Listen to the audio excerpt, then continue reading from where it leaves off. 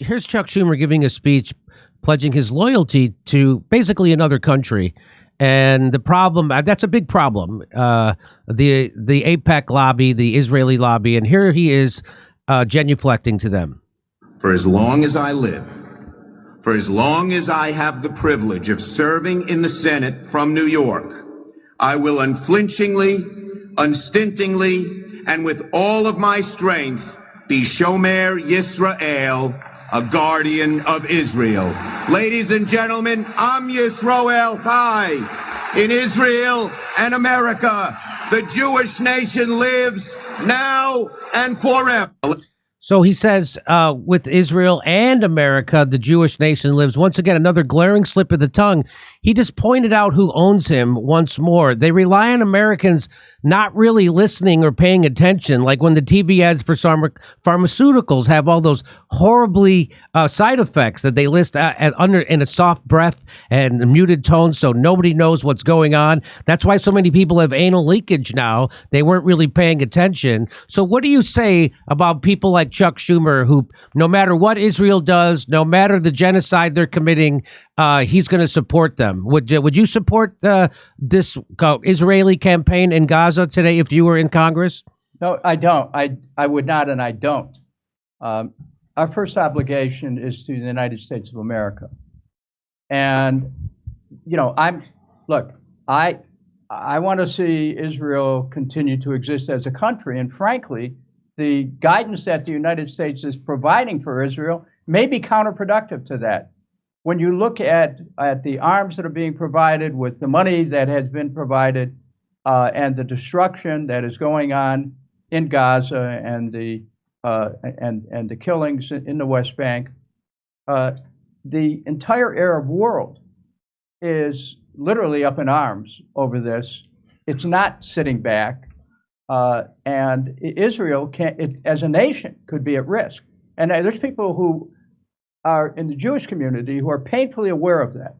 And so, again, Jimmy, as a member of Congress, I feel very strongly that our first obligation is to America, and beyond that, if we really want Israel, you know, Israel is a friend to many people in the Congress. I got that, but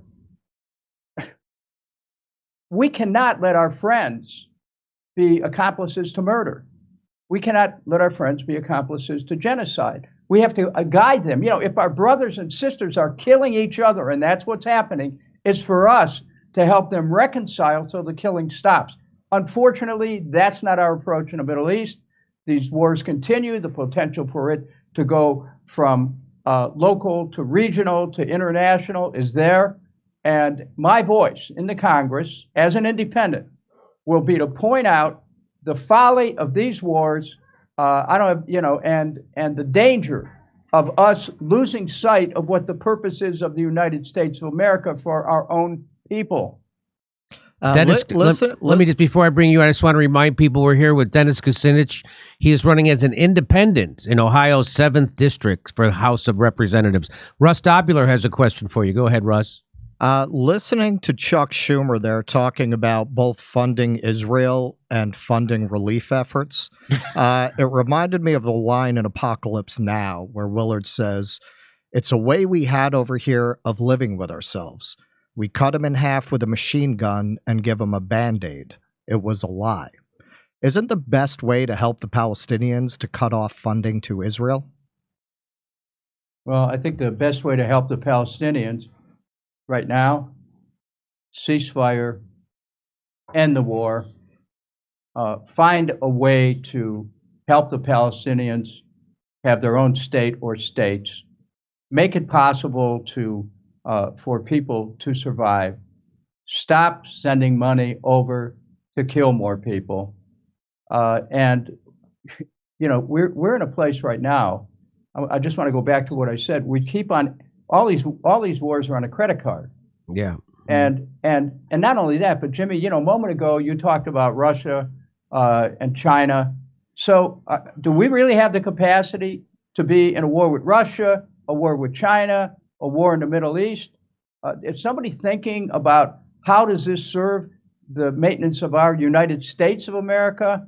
Again, we're losing our way. We should be paying attention to our concerns here at home, which ought to be housing and healthcare and wages and then we should cut off funding to Israel, right? Can't taper off a Ponzi scheme, Russell. Yeah, I mean, look, stop the war, period.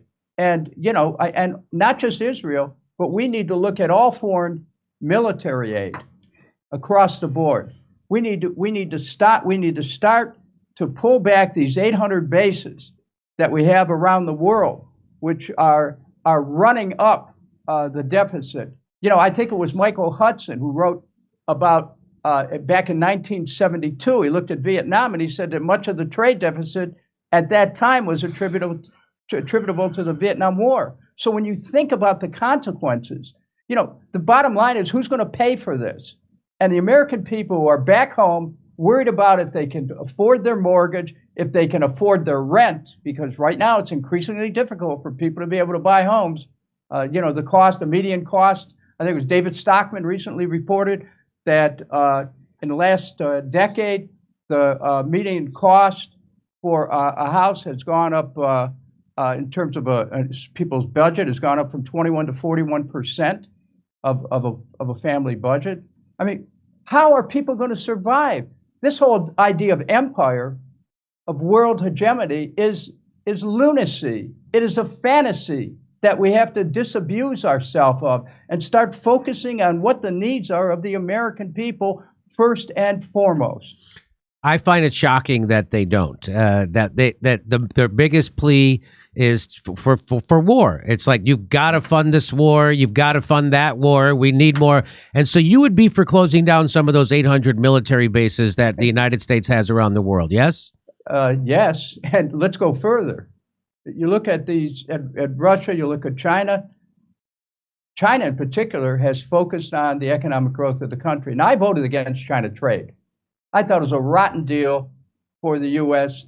And these big multinational corporations, went into Gucci Gulch outside the Capitol with thousands of lobbyists, and they basically bought off the Congress, and we ended up with a China trade deal for most favored nation that added to the economic stress in our own country. And it was all to help lower wages here and drive up profits to the big multinationals. Now, look, I understand how this system works. And that's why, to go back to Congress as an independent, I can be a voice for reason and sanity, for economic integrity, and for taking care of things at home first. Not having bases all over the world. But, it'd be nice to have, instead of building bases, to build schools, for example. What a thought. And instead of building jails, also build schools, right? And community centers. Right. Or at least make the jails a little roomier, since they're double the size, double the populations intended, all of them. Hey, come see us do a live stand-up show. We'll be in Bend, Oregon, Portland, Seattle, Philadelphia, Avenel, New Jersey, Boston, Palm Springs, Stockholm, Amsterdam, Rotterdam, Berlin, and London. We're adding a second show in London. The first show sold out. See you there.